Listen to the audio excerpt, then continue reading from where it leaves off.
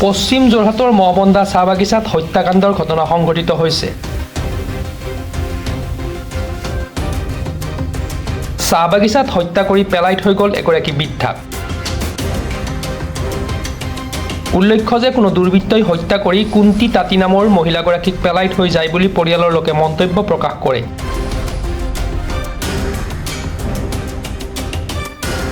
হত্যাকাৰীয়ে পৰিধান কৰা টুপিৰ লগতে অন্যান্য সামগ্ৰীৰ চোকা অস্ত্ৰ পেলাই থৈ গ'ল ৰাজপথতেই। ঘটনাস্থলীত পুলিবৰ আৰক্ষীৰ থানাৰ আৰক্ষী উপস্থিত হৈ তদন্ত আৰম্ভ কৰিছে। এক দুৰ্ভাগ্যজনক ঘটনা আমাৰ মহবন্দা চাহ বাগিচাৰ সংঘটিত হৈ গ'ল। আজি মহবন্দা চাহ বাগিচাৰ পুৰণানাৰায়ণ নিবাসী কুন্তি তাঁতী বয়স কমেও 70 বছৰ। তেখেতে নিজ স্বাধীনভাৱে নিজৰ ঘৰৰ পৰা তেওঁ নিজৰ আত্মীয় ঘৰলৈ আহিছিলে, কিন্তু দুৰ্ভাগ্যজনক কোন দুৰ্বৃত্তই কোন পাখণ্ডই নাজানো তেওঁক বাগানৰ মাজত চুচৰাই আনি তেওঁক হত্যা কৰি ইয়াত পেলাই থৈ গ'ল। আৰু যাৰ যিটো ঘটনাক লৈ আমি ছাত্ৰ সন্থা হিচাপে আমি গভীৰ দুখ প্ৰকাশ কৰিছোঁ আৰু প্ৰশাসনক আমি উচিত তদন্ত কৰি দোষী কৰায়ত্ব কৰি ফাঁচি দিয়াৰ ব্যৱস্থা কৰক বুলি আমি ছাত্ৰ সন্থাৰ ফালৰ পৰা আমি বিনম্ৰ জনাইছোঁ। আমাৰ মা যিটো এতিয়া হেৰি হৈছে তেওঁ মানে দুৰ্ঘটনাটো তেওঁ মানে আৰক্ষী তদন্ত কৰি ভালদৰে মানে আমাক হেৰি কৰি দিব লাগিব। এতিয়া উচিত বিশ্বাস কৰিব লাগিব, তেতিয়াহে আমি গম পাম। আমিতো এতিয়া সন্দেহ ধৰিব পৰা নাই, আনতাজি কাকো ক'ব নোৱাৰি। ৰাতি দেখিব পৰা নাই যদি কেনেকৈ ক'ম। এতিয়া আমি তেওঁ মৃতদেহটোহে দেখি পাইছোঁ আমি। আৰু বাগানত মানে তো বৰ হেৰিকৈ পৰি আছে। এতিয়া কি হৈছে, এতিয়া তেওঁক মাৰি পেলাইছে নে আৰু অন্যান্য কিবা কৰিছে আমিতো ধৰিব পৰা নাই। বহুত দূৰৰ পৰা আহিছে, ইমান ওখ বাগানতো উঠিব নোৱাৰে তেওঁ, বুঢ়া মানুহ। এতিয়া 70 বছৰ বয়সৰ মানুহজনৰ তেনেকৈ কেনে হেৰি হয়।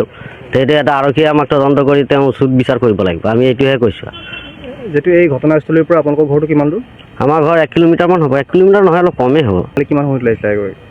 তেওঁ গধূলি নহয় 3:30মান বজাত ঘৰৰ পৰা আহিলে বোলে, হুঁচেল দিয়ে বাগানত। সেইটো সময়ত ওলাই আহিলে মাইকী মানুহ ক'লে বোলে আকৌ বোলে তালৈ যাওঁ বোলে, তাত বোলে মানে ধান দাই আছে বোলে, তাত দুদিনমান ৰখি দিব লাগে। তোমাৰ ক'লে আমাৰ মাইকী মানুহ ক'লে বোলে যা বোলে কি আছে। তাৰপিছত এওঁবিলাকে মানে আমাক ৰাতি গৈ পেলাই মানে তেতিয়া 8:30 মানত কৈছে বোলে বুঢ়ীজনী আহিছে নে বোলে, 6টামান বজাত বোলে আছিলে তেওঁ বোলে বাহিৰ ফালে ওলাই আহিলে বোলে, এতিয়ালৈকে অহা নাই। আমি ভাবিলোঁ ঘৰলৈ গুচি আহিলে বুলি ভাবিলোঁ। তো তেওঁ কৈছে বোলে, আমি কৈছোঁ নাই অহা ঘৰলৈ। তেতিয়া আমি ক'লোঁ যাচোন আকৌ এবাৰ চাবি যা ঘৰলৈ গ'ল নেকি। যেতিয়া আকৌ কৈছে ফোন কৰিবলৈ বোলে নাই অহা। তাৰপিছত আমি কি কৰিলোঁ, গোটেই আমাৰ লাইনত যিমান পুখুৰ চুকে কাণে মানে লুংগা হেৰি আছে চবতে চালোঁ, গোটেইখন নাপালোঁ। এই বাগান ফালে আমি নাহিলোঁ, খালি বাগানত কেলৈ আহিব বুঢ়ী মানুহটো। এইটো কোনোবাই ধৰি লৈ আহিছে কিবা, তেওঁ অকণমান পানী খাই খুৱাই মেলি পেলাই তেওঁক লৈ আহিছে।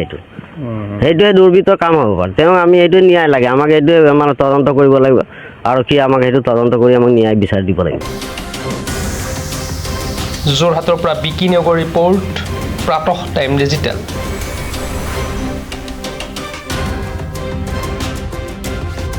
Mobile plus physiotherapy wellness and rehabilitation centre, দক্ষিণ কামৰূপৰ ব্যৱসায়িক প্ৰাণকেন্দ্ৰ বিজয়নগৰৰ লগতে VIP চক আৰু গুৱাহাটী মালিগাঁও পাণ্ডৱনগৰত থকা তিনিওখন ক্লিনিক বৰ্তমান প্ৰায় 20 বছৰৰ অভিজ্ঞতা পুষ্ট তথা এতিয়ালৈকে প্ৰায় 40,000 ৰোগীক সুস্থ কৰি তোলা ডক্টৰ পল্লৱী নাথৰ তত্বাৱধানত চলি আছে।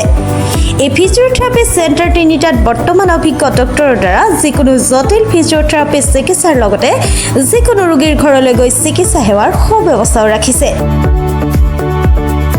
আমাৰ ঠিকনা mobile plus physiotherapy wellness and rehabilitation centre, opposite Oporshali Bijoynagar SBI branch. আমাৰ VIP চকৰ ঠিকনাটো হ'ল VIP chowk near VIP bus stop, Borjhar, Guwahati. আমাৰ মালিগাঁও ঠিকনাটো হ'ল চেলাছ 360 physiotherapy and rehabilitation centre, Maligaon Pandavnagar, Guwahati 12। আমাৰ যোগাযোগ নম্বৰ হৈছে 8011744696।